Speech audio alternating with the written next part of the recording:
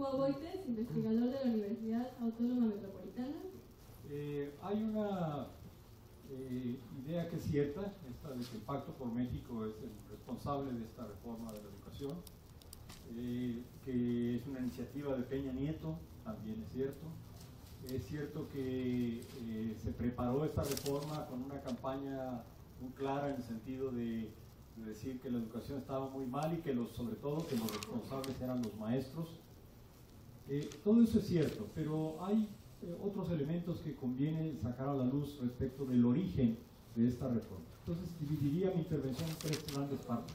En la primera hablaría sobre el origen de esta reforma, en la segunda sobre las implicaciones que tiene para este dichoso término de calidad, y en tercer lugar sobre el movimiento.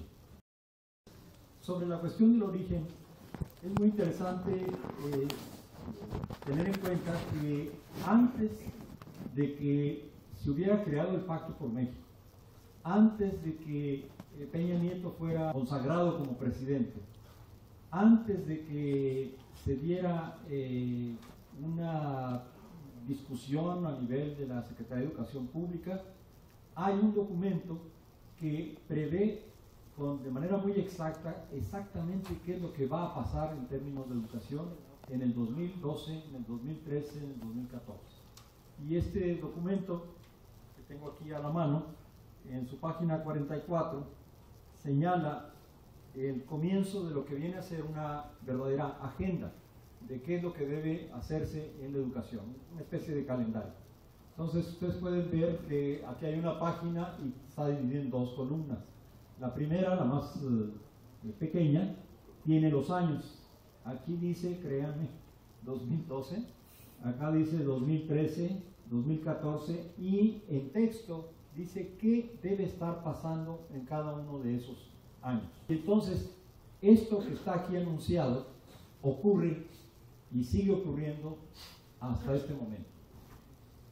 Para el 2013 se plantea que debe haber una reforma del orden jurídico nacional y de la reglamentación a fin de determinar las sanciones a los trabajadores de la educación. También debe ocurrir que se establezcan atribuciones claras al Instituto Nacional para la Evaluación de la Educación a fin de diseñar la evaluación docente obligatoria en Televisa, conocido por ustedes, José Ábalos Hernández del Banco Compartamos S.A., Alejandro Valleres Gual de FEMSA, el Consejo Directivo de FEMSA. FEMSA significa la chispa de la vida, Coca-Cola. Agustín Coppel Luquén, tiendas departamentales.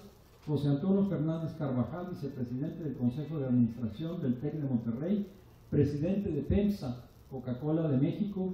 Carlos Fernández González, del Grupo Modelo, o sea, las cervezas, número 12 de los 100 empresarios más importantes y ricos del país.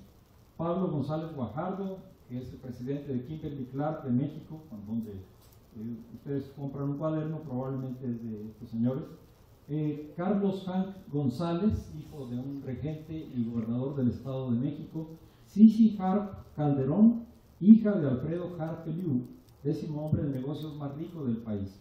Fernando Landeros Verdugo, presidente de Teletón. Alicia Lebrija Hirschfield, Alejandro Ramírez Magaña, Carlos Slim Domit, en fin. Es decir, aquí está representada la cúpula empresarial, y es esta cúpula empresarial la que hoy está diciendo exactamente qué es lo que debe hacerse en la educación en México. Es decir, no es un consejo de sabios, un consejo de maestros eméritos, de sabios de las universidades del país o de los centros de investigación o maestros experimentados durante 20, 30 años, los que forman este consejo que está diciendo esto debe hacerse en la educación, sino que son fundamentalmente los hombres más ricos del país, los que ahora tienen claramente el poder para determinar qué debe hacerse en términos de educación en esta nación. ¿Cuáles son las implicaciones en términos de la cuestión de la calidad? Porque la calidad es, o se propone como la finalidad, el objetivo de esta reforma. Se trata de mejorar sustancialmente la educación del país, se dice como argumento para defender la reforma mal llamada educativa. La primera consecuencia está en el hecho de que en la manera como se hacen las cosas se está diciendo qué se entiende como manera de entender o de lograr la calidad. Así que, por ejemplo, si un primer elemento, una primera definición de cómo se consigue la calidad es para los empresarios acostumbrados a mandar, ellos conciben la educación como una extensión de su empresa. Y entonces ahí las decisiones se toman de manera vertical, autoritaria, sin que chisten, es decir, no se puede protestar ni sentir que ellos tienen la razón, porque es su negocio ahora la educación. Una segunda definición de lo que es la calidad es que para los empresarios la calidad es algo que se consigue solamente dándole el máximo poder posible a la autoridad educativa. Y por eso en las leyes secundarias, sobre todo en la que se refiere al trabajo educativo, la ley del servicio profesional docente, tenemos varios artículos que son particularmente claros en esta definición de que la autoridad debe tener todo el poder sobre los trabajadores. Primero, el artículo 53. Ahí se establece que a la tercera evaluación, donde no haya un resultado satisfactorio, entre grandes comillas, se removerá al profesor de sus tareas frente a grupo. Se le despedirá en el caso de que tenga un nombramiento temporal o se le reasignará a funciones de carácter administrativo. Puede terminar de conserje, pero está también el artículo 75 de la Ley del Servicio Profesional Docente, que dice algo inaudito verdaderamente desde el punto de vista de las reglamentaciones. Aquí esta ley lo que hace en el 75 es que deja totalmente a discreción de la autoridad el definir si hay o no causa justificada para sancionar al maestro. ¿Con base en qué? Con base en su propia consideración de la autoridad. Dice el artículo 75 lo siguiente: cuando la autoridad educativa considere que existen causas justificadas. Traducción en español mexicano. Cuando se le ocurra a la autoridad educativa que existen causas justificadas, ¿sí? ¿Cuáles? Pregunta uno, ¿no? Es que no hay, en el artículo no se especifica ninguna posible causa justificada. Quiere decir que cualquier cosa puede ser motivo de una sanción. Bueno, entonces, cuando la autoridad educativa considere que existen causas justificadas que ameriten la imposición de sanciones, lo hará del conocimiento del probable infractor para que dentro de un plazo de 10 días hábiles manifieste lo que a su derecho convenga y proporcione los documentos y demás elementos de prueba que considere pertinentes. Entonces, ¿qué pasa después de los 10 días? La autoridad educativa dictará resolución en un plazo máximo de 10 días hábiles, con base en los datos aportados por el probable infractor y demás constancias que obren en el expediente respectivo. Todo eso permite este articulito pequeño, pero como las balas, muy mortal. Luego, en el artículo 69 se especifican 7 nuevas causales de posibles despidos. Si no me presento a una evaluación, me despiden. Si no asisto a los cursos de capacitación, me despiden. Si no estoy registrado en esa escuela y estoy dando clases ahí, me despiden. El artículo 76 especifica que a las 3 faltas, afuera. ¿Y qué significa todos estos cambios? Significa sencillamente que se saca a los trabajadores de la educación, y solo a los trabajadores de la educación, del artículo 123 constitucional, que es el artículo que los va a defender a ustedes cuando vayan a pedir un trabajo, cuando estén contratados, los va a defender del poder omnímodo que puede tener un patrón para despedirlos, sancionarlos, etc. Y para que no ocurran esos abusos está el artículo 123 constitucional. Pero ahora a los trabajadores de la educación se les corre, se les saca del 123 y ya no están amparados en el ingreso, promoción y permanencia por este artículo 123 constitucional. Tercera definición: la calidad depende de quién se trata. Resulta que cuando uno ve la ley del servicio profesional docente, en el artículo 21 dice que para garantizar la calidad de la educación en los establecimientos privados, las escuelas particulares. El Estado va a evaluar a esos trabajadores de la educación. Dice que los va a evaluar, dice que los va a certificar, dice que habrá capacitación para ellos, pero nunca dice que se les va a despedir. Para ellos no hay artículo 75, para ellos no hay artículo 53, para ellos no hay 7 causales más de despido. Entonces, calidad significa todo el peso de la ley y de la calidad en contra de los trabajadores de las escuelas públicas, no de los de las privadas. Hay trabajadores que están exentos de esta aplicación de este tipo de... ¿Quiénes están exentos? Bueno, no solo los de las particulares, también algunos trabajadores de instituciones públicas de nivel medio superior están exentos de esta ley. Todos los trabajadores de bachillerato del Politécnico están exentos, también los de la UAM y también los de la UNAM. Todas las instituciones autónomas están exentas. ¿Por qué razón? Porque si la ley se aplicara también a la UNAM y al Politécnico, hoy tendríamos un movimiento que no sería solo de los trabajadores de la educación de nivel básico, sino también más universitario. Es realmente un paro en contra del gobierno. Ese sí uniría a todos los universitarios en contra del gobierno. Cuarta definición de calidad. La calidad depende de quién es el que maneja y controla la educación. Es decir, ¿qué significa la calidad? Eso depende de quién maneja la educación. Ojo, una vez que los empresarios se adueñan de la educación, es su manera de ver el mundo la que se impone en el proceso educativo. En este mismo documento de Ahora es Cuando, en la página 5, está la respuesta respecto de qué tipo de educación quieren los empresarios. Y dice, debemos ser exigentes y ambiciosos en el desarrollo del capital humano, porque desde hace tiempo se ha descubierto que lo más productivo de una empresa es la mente de los trabajadores.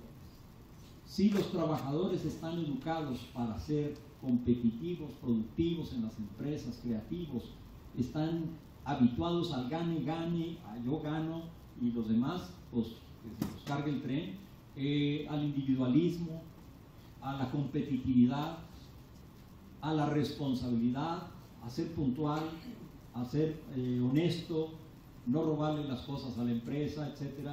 Pero no criticar, no ser de los que hacen movimientos, no ser de los que protestan, no ser de aquellos que ven críticamente la situación del país, eso no.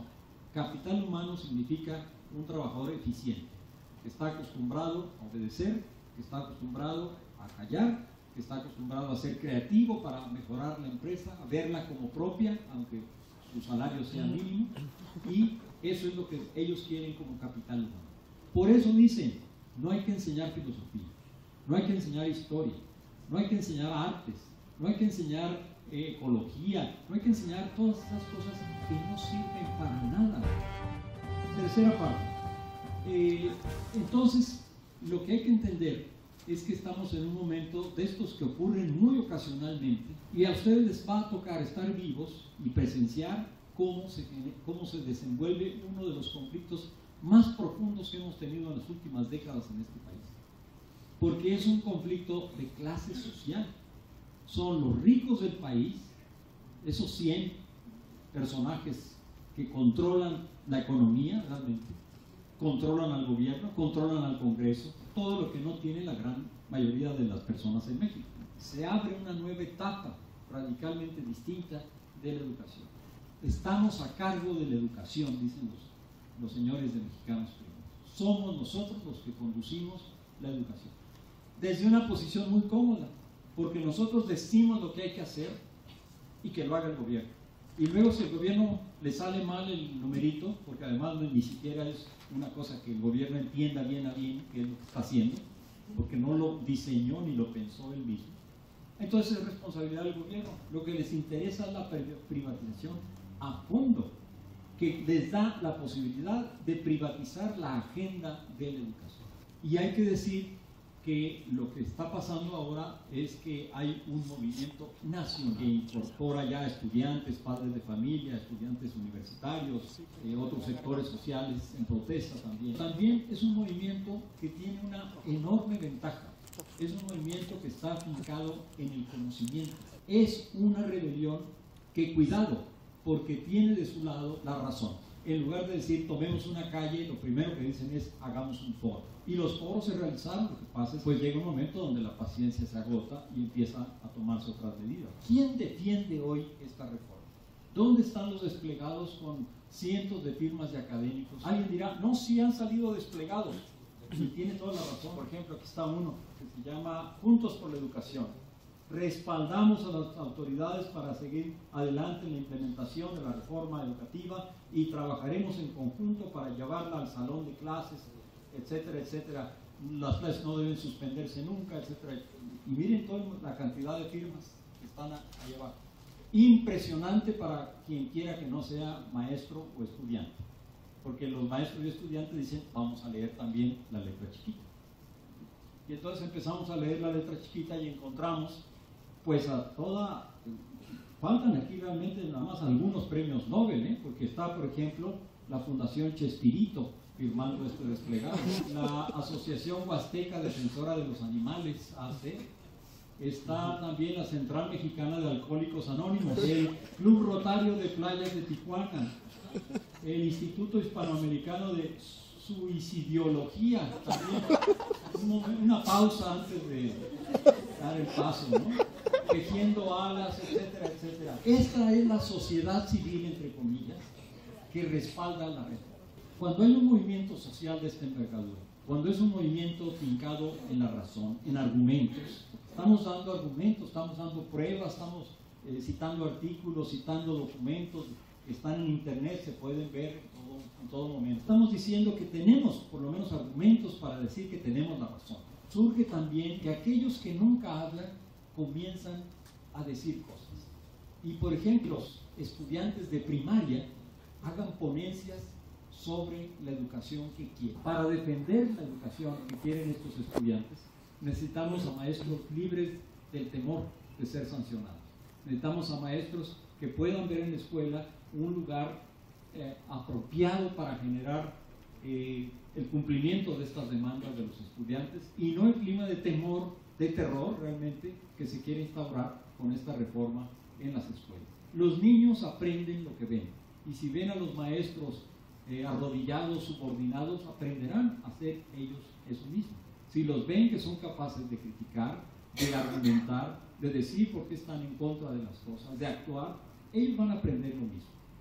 Y gracias a nuestros maestros que nos enseñaron eso. También contamos con la presencia de unos profesores que vienen de la sección 7 de Chiapas. Padre disebut tadi kapisilik por la vez banti no colecta. Dia ita tabukul nai. En una frase del libro de Rosario Castellanos del Balún Canal se le comentaba a Felipe en dónde se encuentra México, más allá de Ocosingo, más allá de Comitán, más allá de San Cristóbal, más allá de Tapachula. Esta es la situación que nos lleva a ver el otro México, el que lamentablemente no conocemos, el que probablemente por aquella idiotización que nos ha metido Televisa por diferentes décadas, nosotros no hemos logrado visualizar. En este sentido, la supuesta reforma educativa, que lejos de ser una reforma educativa es más bien una reforma laboral, pretende sancionar a los trabajadores de la educación, pretende privar de la educación gratuita a la nación mexicana. Los maestros de la Coordinadora Nacional, que siempre están en paro, los haraganes, somos los que hoy hemos iniciado con ese movimiento. Si bien es cierto, somos los estados del sur los que presentamos los peores índices en desarrollo educativo, pero también es preciso señalar que somos los estados que contamos con los peores índices en desarrollo humano, que así como ustedes no comprendieron lo que expresé en mi lengua materna, así se quedan los niños de los altos de Chiapas, de la zona Mije de Oaxaca, de los indígenas de las montañas altas de Guerrero, de Michoacán, de Veracruz, cuando se les aplica una prueba totalmente ajena a la lengua que ellos manejan. Aquí en este sentido habría de cuestionarse, pues, si los malos resultados es precisamente de los maestros o de ciudadanos olvidados por una nación que se dice ser moderna. Además es preciso mencionar que en el estado de Chiapas, al igual que en otros estados que se han estado movilizando, los más de 26 estados de la República Mexicana, en nuestro estado se ha gestado un movimiento.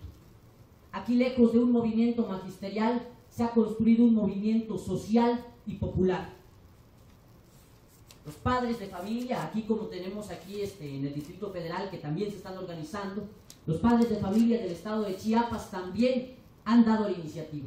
Se formó un comité estatal democrático de padres de familia y las escasas 200 escuelas que aún estaban laborando en el estado de Chiapas fueron cerradas por los propios padres de familia. ¿Por qué? Porque los recibos de luz, los recibos del agua estaban llegando y eran estos los que tenían que cubrirlas. Entonces, compañeros, la invitación es de que nos sumemos a este proceso, que la lucha no ha terminado, que aun cuando esto ya es una ley, se mencionaba hace un rato, tenemos la certeza de que la razón está de nuestra parte, de que es una lucha que va a favorecer a toda la nación mexicana y que tenemos la razón.